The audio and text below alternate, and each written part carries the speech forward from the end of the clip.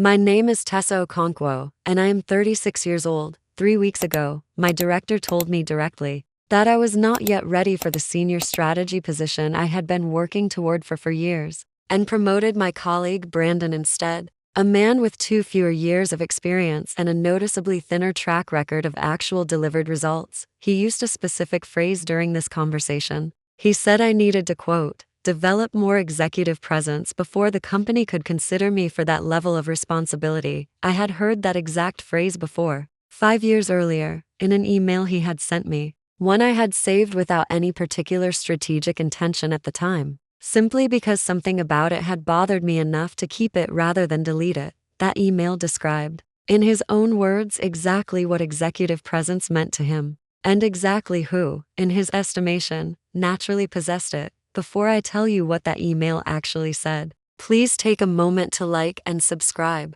Drop your city and the time where you are watching from. I read every single comment. Let me take you back to the year I joined Meridian Consulting, and the slow accumulation of evidence I did not initially recognize as evidence at all. I joined Meridian Consulting 9 years ago, straight out of my MBA program, hired into an associate consultant position under a director named Gregory Halstead, who had built, over his 15 years with the firm, a reputation as a demanding but generally fair manager, someone whose teams consistently delivered strong client outcomes, even if his particular management style required considerable adaptation. I want to be specific about my own early experience working under Gregory, because I think establishing this baseline matters considerably to understanding the pattern that eventually emerged. My first several years at the firm felt genuinely, reasonably equitable. I received consistent project assignments, generally fair performance evaluations, and steady, if unremarkable, career progression through the firm's standard associate and senior associate levels. I did not begin recognizing any specific pattern regarding gender until roughly 5 years into my tenure, when I had advanced to a senior consultant role and began competing more directly for the kind of high-visibility projects and eventual promotion opportunities that would determine whether I advanced toward the firm's director track. The specific incident I want to describe in detail occurred during my 5th year, when Gregory was determining team assignments for a particularly significant client engagement, a comprehensive operational restructuring project for a major manufacturing client that represented exactly the kind of high-visibility, high-stakes work that typically position consultants for subsequent promotion consideration. I had specifically requested consideration for this project, having spent the preceding several months building relevant expertise through smaller engagements specifically aimed at positioning myself for exactly this kind of opportunity. Gregory ultimately selected a different team composition, one that included Brandon Ferris, a colleague who had joined the firm 2 years after me, with considerably less directly relevant experience in operational restructuring. Specifically, I sent Gregory an email following this decision, carefully worded, professionally framed, asking for specific feedback regarding what additional experience or skills I should focus on developing to position myself more effectively for similar opportunities going forward. Gregory's response, sent the following day, became the specific email that, 5 years later, would prove considerably more significant than either of us anticipated at the time. I want to quote the relevant portion of his response as precisely as I can recall it, having reviewed the actual saved email considerably more recently. He wrote that the manufacturing client's leadership team responded particularly well to consultants who projected what he called natural executive presence, describing this specifically as a combination of direct, confident communication style, comfort commanding a room during high-pressure client meetings, and what he described as an instinctive gravitas that some people simply possess more readily than others. He went on to write, specifically, that Brandon's more direct, assertive communication style had factored into the team selection, while suggesting, somewhat more delicately, that my own communication approach, which he characterized as more collaborative and more focused on building consensus before asserting strong individual positions, might benefit from additional development if I wanted to be considered for similarly high-visibility client-facing roles going forward. I want to be honest about my own reaction to this email at the time, 5 years before it would eventually matter so significantly to a subsequent promotion decision. I found the feedback, even then, somewhat troubling. though I did not yet fully recognize the specific pattern it represented within a broader, more systemic issue. I responded to Gregory's feedback constructively, genuinely working, over the following months, to develop a more direct, assertive communication style during client presentations. Taking a public speaking course specifically aimed at projecting more authoritative presence during high-stakes meetings, generally taking his feedback seriously as legitimate, professional development guidance rather than immediately recognizing it as potentially reflecting a gendered double standard regarding what leadership presence was actually supposed to look like. I saved his original email at the time, simply because something about the specific language continued bothering me even as I worked to implement the suggested improvements, a vague, unformed sense that the framing itself deserved more scrutiny than I was initially giving it. The following several years involved consistent, deliberate effort on my part to develop exactly the kind of communication presence Gregory's email had specifically described as lacking in my existing approach. I worked with an executive coach, specifically focused on this development area, for nearly 18 months. I deliberately took on additional client-facing responsibilities specifically designed to build comfort and confidence in high-pressure presentation settings. I want to be specific about the actual outcomes of this development effort, because they matter considerably to understanding the subsequent promotion decision. By my 8th year at the firm, my performance evaluations consistently noted significant improvement in exactly the areas Gregory had originally identified. Multiple evaluators specifically commenting on my increased confidence and increased directness during client interactions, alongside my consistently strong project outcomes and consistently positive client feedback regarding the actual substantive quality of my work. The senior strategy director position became available roughly 4 months ago, following the planned retirement of the previous director, a position I had been specifically working toward throughout the preceding several years, having received, throughout this period,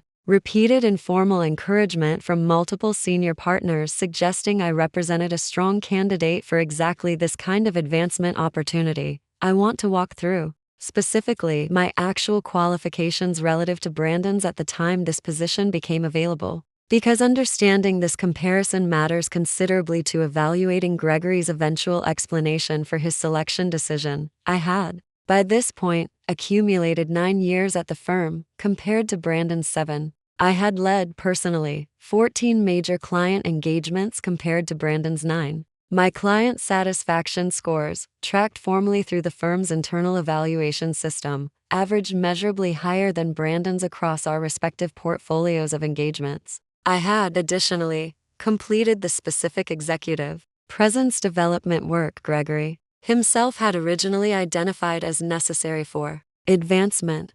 Gregory called me into his office 3 weeks ago to discuss the director position decision, a conversation I had anticipated with considerable, genuine optimism, given my own clearly stronger objective qualifications and the years of specific development work I had completed. Precisely in response to his own previous feedback, he told me, directly, that he had decided to promote Brandon into the senior strategy director role, explaining this decision by stating that while my technical work remained consistently excellent, he continued to believe Brandon possessed what he again described, using almost identical language to his email from 5 years earlier, as more natural executive presence, particularly regarding how he anticipated Brandon would be received by the firm's most senior, most demanding clients. During the kind of high-stakes strategic discussions the director role would primarily involve, I want to be honest about my own reaction in that exact moment, recognizing the specific language Gregory was using,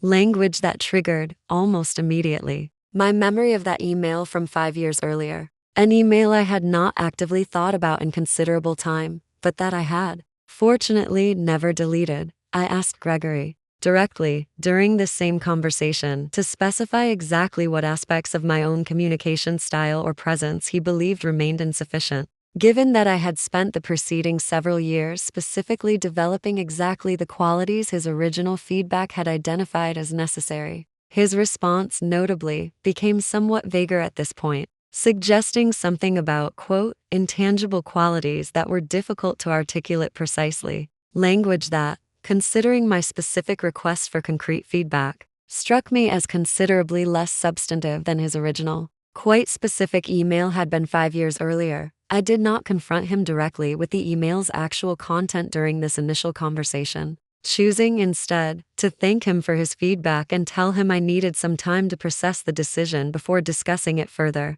I want to walk through, specifically, my decision-making process regarding whether and how to formally address this situation, because I think the deliberation involved matters considerably to understanding my eventual approach. I consulted, initially, with a trusted mentor outside my immediate reporting line, a senior partner named Diane Mbeki, who had, throughout my tenure at the firm, provided occasional informal guidance regarding navigating various career challenges. Diane reviewed the situation with me in detail, including the original email from 5 years earlier, and confirmed my own growing suspicion that Gregory's stated rationale for the promotion decision reflected, potentially, a gendered double standard regarding what leadership presence was actually supposed to look like, rather than any genuine, substantive gap in my actual qualifications. Diane suggested, specifically, that I consider raising this concern formally through the firm's Human Resources Department, providing the original email as concrete documentation supporting my concern,